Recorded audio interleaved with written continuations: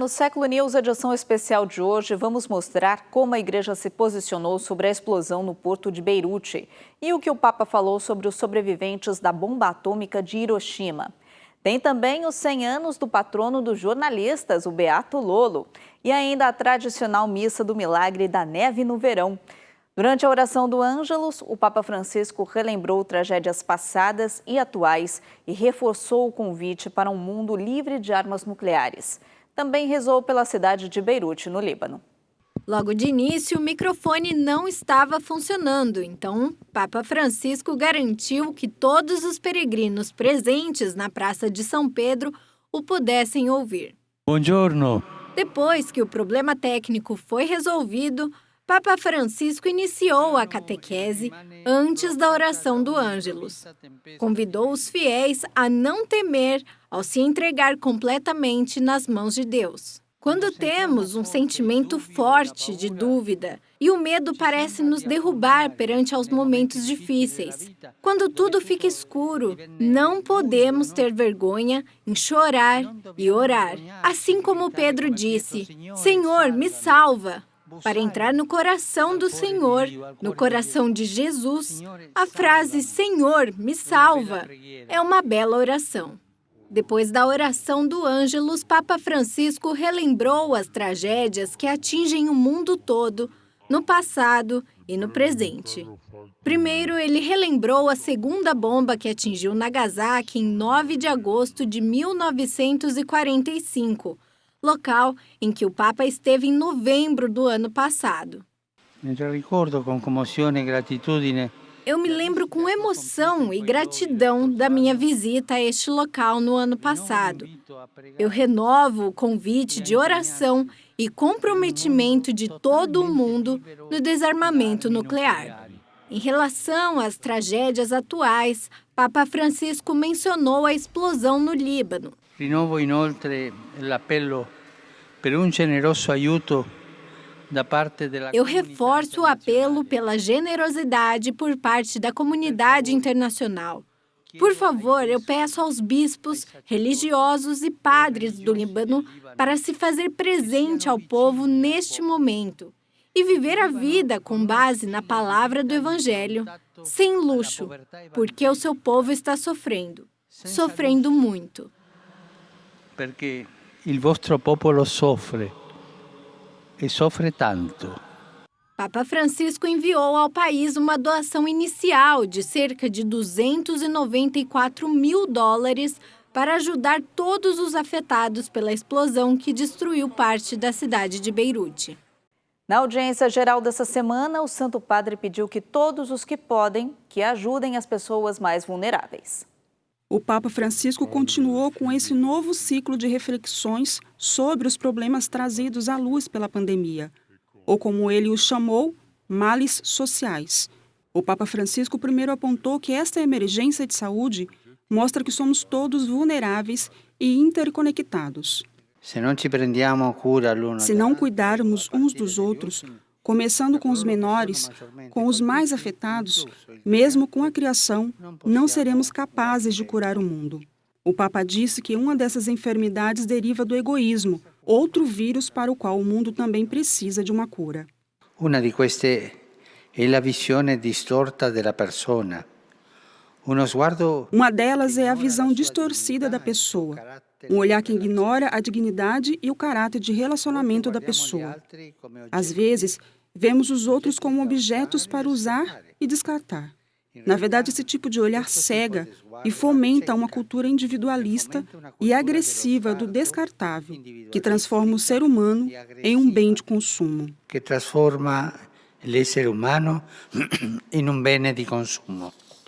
Por isso, o Papa Francisco lembrou aos fiéis que, à luz da fé, devemos olhar os outros com os olhos de Deus, sabendo que cada homem e cada mulher são agraciados com uma dignidade única em harmonia com a criação. Assim, O crente, ao contemplar o próximo como irmão e não como estranho, o vê com compaixão e empatia, não com desprezo nem inimizade. Queremos reconhecer a dignidade humana de cada pessoa, independentemente de sua raça, língua ou condição. O Papa também lamentou a destruição da harmonia criada por Deus quando esta relação entre as pessoas e a criação se deteriora. Por último, exortou os fiéis a empenhar-se na luta contra esta doença da indiferença que ataca a dignidade de tantos seres humanos. Depois da tragédia em Beirute, frades franciscanos que moram lá pedem ajuda e dizem que muitas famílias perderam tudo e que algumas estão em busca de parentes desaparecidos, outras de comida e muitas de um lugar para dormir. Esta terrível explosão na área portuária de Beirute desencadeou o caos e a destruição. Este padre estava transmitindo a missa pela internet no momento da tragédia. Logo depois, a cidade se viu em um estado de desordem e faltaram palavras.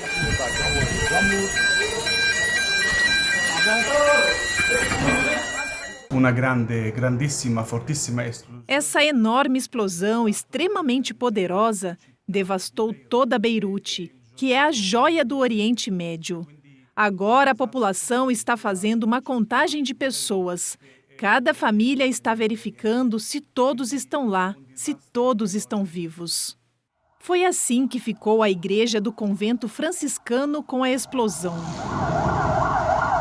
Os 4 frades dessa comunidade em Beirute estão bem.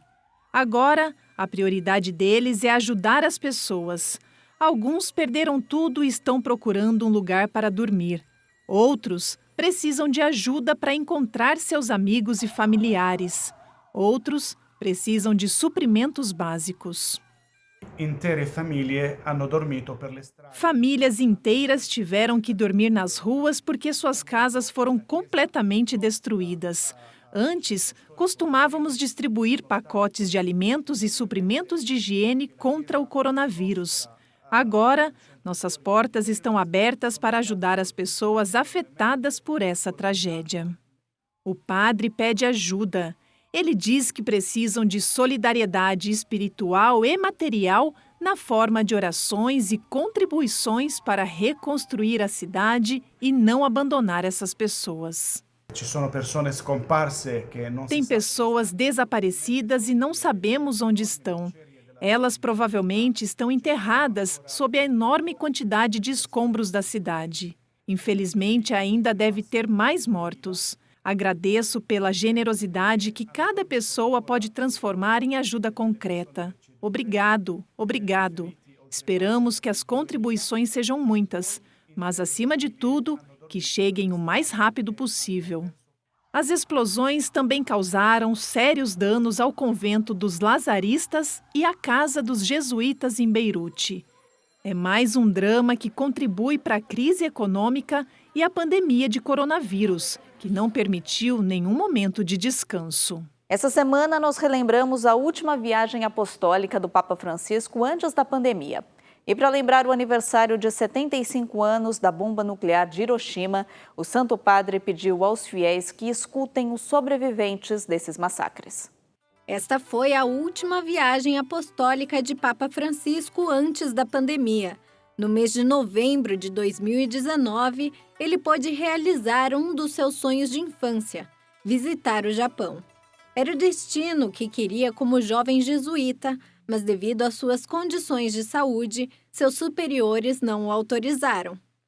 Aquela viagem deixou mensagens e imagens muito impactantes por parte do Papa, tanto em Hiroshima quanto em Nagasaki. Papa Francisco visitou os lugares exatamente onde foram lançadas as bombas e chegou a conhecer alguns dos sobreviventes. Durante seu discurso, foi claramente contra a posse de armas nucleares. Com convicção, desejo reiterar que o uso da energia atômica. Com profunda convicção, quero mais uma vez declarar que o uso da energia nuclear para a guerra é hoje, mais do que nunca, um crime contra a dignidade humana e contra qualquer possibilidade de futuro para a nossa casa comum. O uso da energia nuclear para fins de guerra é imoral, assim como a posse de armas nucleares é imoral. Como asimismo é imoral a possessão das armas atômicas. No dia 6 de agosto, fez 75 anos desde que o massacre em Hiroshima aconteceu. E no dia 9, será relembrado o dia em que a segunda bomba foi lançada em Nagasaki. O Papa não se esqueceu do que viu no Japão e nem do significado deste dia. Por isso, ele enviou uma mensagem às autoridades de Hiroshima. Insistiu que a posse de armas nucleares é imoral. Garantiu que, para que a paz floresça, todas as pessoas precisam deixar de lado as armas de guerra, especialmente se tratando das mais poderosas e destrutivas como as armas nucleares. Por fim, Papa Francisco convidou os fiéis a ouvir as vozes daqueles que sobreviveram aos massacres, pois eles servirão de alerta para as futuras gerações. O Papa Francisco condenou o recente ataque à Catedral de Manágua, na Nicarágua.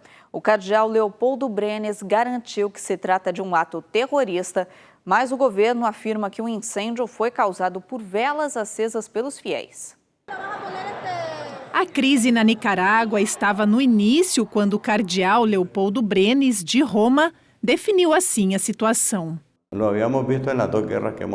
Vimos isso nas 2 guerras que tivemos, onde morreram mais de 50 mil pessoas, mas havia gente armada.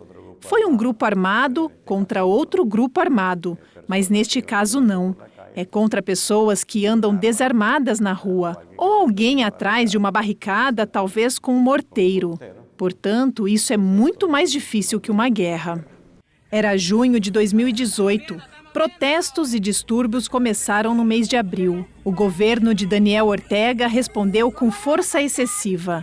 Os bispos saíram às ruas, com ostensório nas mãos, para proteger os civis. Desde então, a situação não melhorou. Até os padres que estão do lado do povo também foram agredidos. Este foi o último ataque. Há poucos dias, a Catedral de Manágua, a Capela do Sangue de Cristo, foi atacada com um coquetel Molotov, deixando-a neste estado.